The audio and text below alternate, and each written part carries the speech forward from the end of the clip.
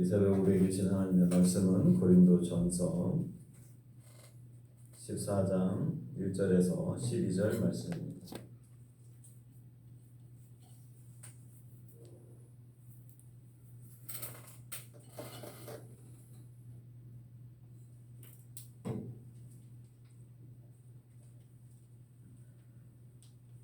고린도전서 14장 1절에서 12절 말씀까지 한 절씩 교독하겠습니다.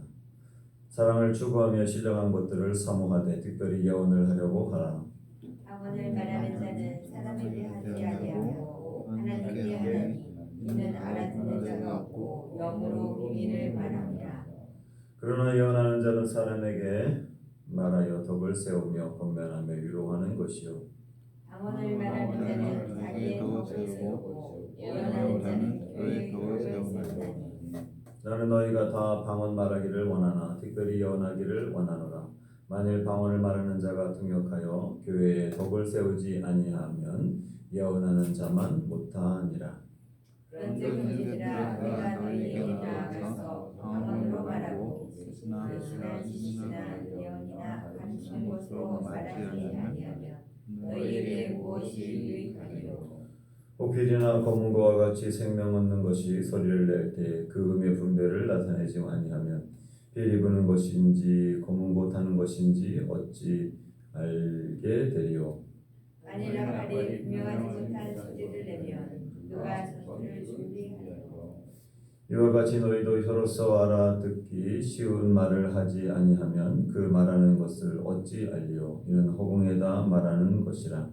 이같이 세상에 소리의 종류가 많으나 뜻없는 소리는 없나니 그러므로 내가 그 소리의 뜻을 알지 못하면 내가 말하는 자에게 외국인이 되고 말하는 자도 내게 외국인이 되리니. 그러므로 너희도 영적인 것을 사모하는 자인즉 교회의 덕을 세우기 위하여 그것이 풍성하기를 구하라. 아멘. 어제 저희 교회에 아이들 5세 가정에 오셨습니다. 목사님 이름은 성명석 목사님, 그리고 사모님 이름은 김엘린. 제가 청년 사역할 때 동순교회에서 9차 제자훈련 마지막으로 수료했던 자매입니다. 자녀들을 많이 낳으라고 하는 설교를 강조를 제가 많이 했는데 당시에 이제 3명이었다가 이제 저희 가정이 4명이 되었고 또 오키나와 와서 또 5명이 되었죠. 오키나와 우리 나온이 낳고 1년 뒤에 이제 결혼을 해서 그때부터 아이를 이제 한 명씩 낳기 시작해가지고 5명이 낳은 겁니다. 사모님 나이가 이제 38인데 30살부터 결혼해가지고 29인가요? 20대 이제 후반에 결혼해서 자녀를 낳았는데 연년생도 있고 어제 공항에서 비행기가 좀 늦게 도착했어요. 3시 반 원래 도착 예정이었는데 4시 10분인가 그래서 공항에서 한참 기다리고 있었는데 나중에 이제 짐을 찾고 나왔는데 아이들이 그냥 고만고만한데 이름을 이제 제가 계속 외우려고 5명 이름을 외우려고 연이, 연수, 연아, 연서, 연재 이렇게 이름을 제가 외웠는데 구분하기가 너무 어려운 거예요.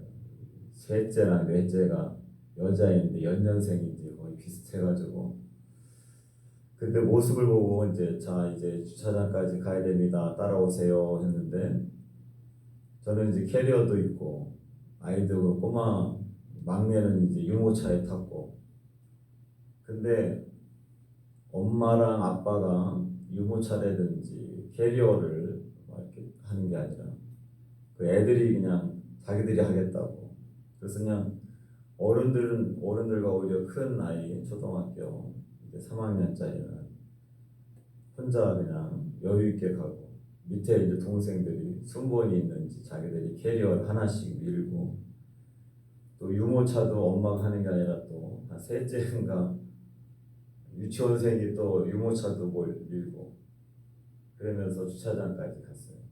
보니까 나름대로 질서가 있더라고. 질서가. 언니가 막 자기가 하겠다고 막 고집 부리는 게 아니라 동생들이 하겠다 그러면 양보해가지고 싸움이 일어나지 않게끔 고만고만한 친구들이 또 편의점에 가서 뭐 저녁거리도 사고 뭐 내일 아침 먹을 것도 사고 간식도 사고 그랬는데 또 그 와중에 뭐 정신이 하나도 없는 와중에도 또 나름대로 질서가 있어요. 아이들이 제일 막둥이는 자기가 먹고 싶은 과자들을 계속 바구니에다가 집어넣는 저 보고 웃으면서 하나씩 집어넣고 그래서 제가 잠깐 있는데도 너무 피곤하더라고요. 야, 이거 정말 우리는 애들이 3살 터울이기 때문에 뭔가 이렇게 질서가 아니라 힘이 좀 덜 힘들었는데 여기는 그냥 아이들이 고만고만 해가지고 정신이 하나도 없습니다. 그래서 이 2명의 이 목사님과 사모님들이 정말 에너지가 다 많이 빠져나가겠다. 그나마 우리 사모님이 아직 젊어서 그나마 정말 감사하다.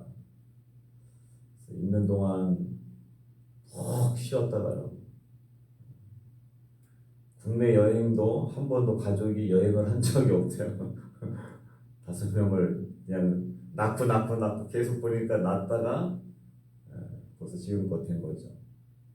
거의 9년 10년이 된 겁니다. 오키나와 있는 동안 잘 쉬고 잘 먹고 새벽 예배 또 드릴 생각하지 말고 그냥 아이들이랑 같이 마음껏 쉬었다 가라고 그렇게 제가 이야기했습니다. 오늘 이제 말씀은 고린도 교회의 심각한 문제, 그 문제들 가운데서 우리가 계속 언급이 됐지만 첫 번째 가장 언급이 됐던 것은 이제 분파, 파벌에 대한 다툼이었습니다.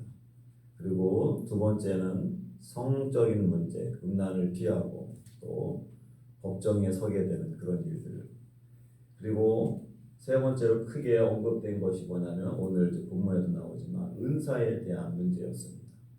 은사로 인하여서 영적인 시험들이 교회 안에 있었다라고 하는 것이죠. 당시에 오늘 본문에도 또 어제도 마찬가지겠지만 방언에 대한 여러 가지 관심들이 많았습니다. 방언은 특별히 다른 나라 언어를 하는 것이죠. 하늘의 언어. 그래서 아주 특별한 관심들이 성도들 가운데 있었습니다. 예전에 한국의 어떤 교회들도 방언으로 기도하지 않으면 성령을 받지 못한 것이다 라고 해가지고 방언 받지 못한 상태로 기도하는 사람들을 굉장히 하대했던 교회와 또 선교 단체들도 있었습니다. 하지만 오늘 사도 바울이 이야기하는 것은 방언은 자신의 덕을 세우는 것이다. 4절 말씀에 나오죠. 방언을 말하는 자는 자신의 덕을 세우고 예언하는 자는 교회의 덕을 세운다. 사도 바울은 방언하는 것을 금하지 않았습니다. 방언할 수 있다. 근데 방언을 어떻게 언제 해야 되느냐? 혼자 기도할 때 해라. 혼자. 대중 기도를 하고 사람들이 있는 가운데서 방언으로 기도하지 말라고 하는 것이죠. 그러면 방언이라고 하는 것은 하나님께서 주신 하늘나라의 언어입니다. 그렇기 때문에 다른 사람 자신도 못 알아듣고 듣는 다른 사람도 못 알아듣는 것이죠. 그래서 사도 바울은 통역을 할 수 있도록 스스로 그것을 알아들을 수 있는 통역을 위한 은사를 구하라. 그리고 그 통역하는 것이 통역을 해서 기도하는 것이 무엇인지 성도들이 알 때 은혜가 되지 덕이 된다라고 하는 것이죠. 그렇지 않고 그냥 언어를 어느 때는 정말 따발총으로 갈기는 것처럼 말을 하는, 기도를 하는, 방언하는 사람들이 있었어요. 신학교 초반에 제가 1학년 신대원 들어갔을 때 새벽 예배 때 한 친구가 어디 순복음 쪽에서 왔는지 모르겠는데 전체가 다 있는 기도의 장소에서 혼자 그냥 따다다다다다 하면서 막 기도하는. 그래서 그때 기숙사 사감 목사님이 교수님이시죠. 같이 있을 때는 너 혼자 그렇게 방언으로 시끄럽게 기도하면 안 된다. 다른 사람 기도하는 것을 방해하지 마라. 침묵으로 기도하는 사람, 조용히 기도하는 사람 있는데 혼자 큰 소리로 막. 그리고 또 대표 기도하는 사람이 방언으로 기도해서도 안 되죠. 다른 사람에게 같이 기도하는 것인데 자기도 모르는 소리를 다른 사람도 못 알아듣게 기도하는 것은 덕을 세우지 못한다. 그래서 오늘 모든 은사는 오늘 1절에도 얘기하는 것처럼 방언을 포함한 모든 은사들은 사랑을 따라 구하고 활용해야 된다. 자기 자신을 드러내거나 자랑하려고 내가 다른 사람보다 더 수준 높고 신비한 신령한 은사를 갖고 있다라고 하는 그런 자랑과 교만한 마음으로 은사를 사용하면 안 된다라고 하는 것이죠. 모든 은사는 사랑을 따라 구해야 된다. 오늘 1절 말씀에 사랑을 추구하며 신령한 것들을 사모하되 특별히 예언을 하려고 하라. 오늘 사도 바울은 사랑을 따라서 해야 된다. 그래야 영적인 질서가 생긴다는 것이죠. 은사를 구하는 것은 다른 사람을 사랑하기 위해서, 섬기기 위하여서 은사를 구해야지 자기 자신을 드러내거나 자랑하려거나 그런 목적으로 사용하거나 구해서는 안 된다라고 하는 것입니다. 그리고 특별히 모든 은사는 겸손히 교회와 형제 자매를 섬길 수 있어야 됩니다. 내가 기도한다고, 내가 병 고치는 은사가 있다고, 내가 예언하거나 또 미래에 대한 아니면 투시의 은사가 있다고 그것을 가지고 사랑을 추구하는 것이 아니라 교회와 성도들을 섬기는 것이 아니라 자기 자신을 높아지려고 하는 모든 은사들은 그런 은사들은 사탄의 마귀에 놀아날 확률이 높습니다. 오히려 결국에는 마귀를 섬기는 꼴이 된다라고 하는 것이죠. 더 나아가서 담임 목사님을 협력하고 도와야 되지 자기가 담임 목사님보다 영적으로 더 앞섰다 라고 해서 성도들을 유인하거나 그리고 자기가 영적인 권위를 목사님보다 더 내세우려고 하는 그런 어리석음도 있어서는 안 된다라고 하는 것이죠.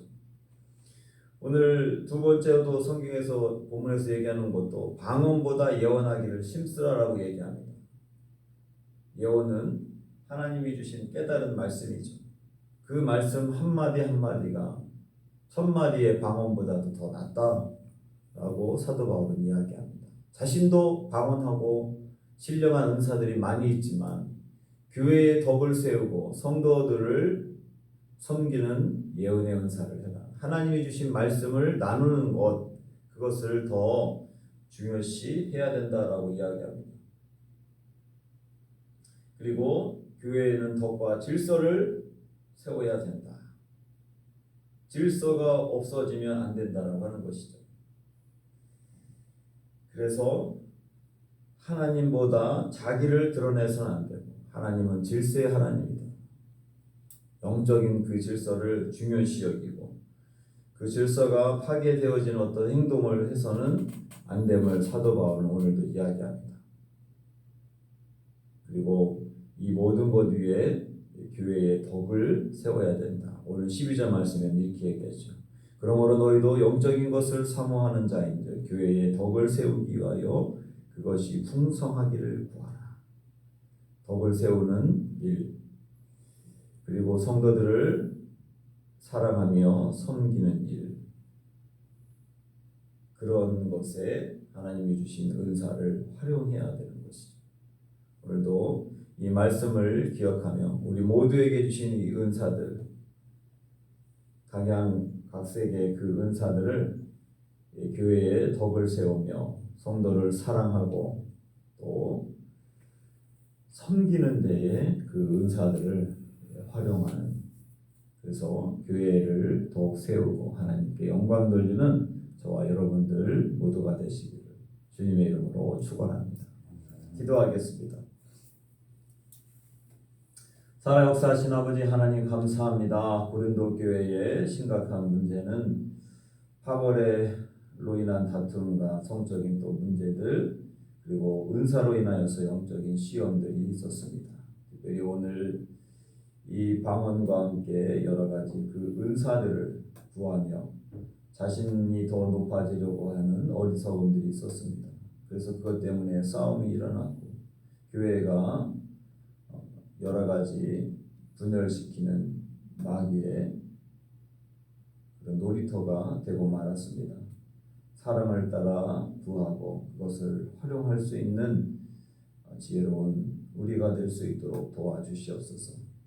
방언보다 예언하기를 힘쓰게 해주시고 교회의 덕과 질서를 세우는 그런 믿음의 성도들이 되게 하여 주시옵소서. 그래서 교회에 여러 가지 은사들이 풍성하게 하여 주시고 성도를 사랑하며 섬기는 데 그 은사가 활용되어지도록 도와주시옵소서.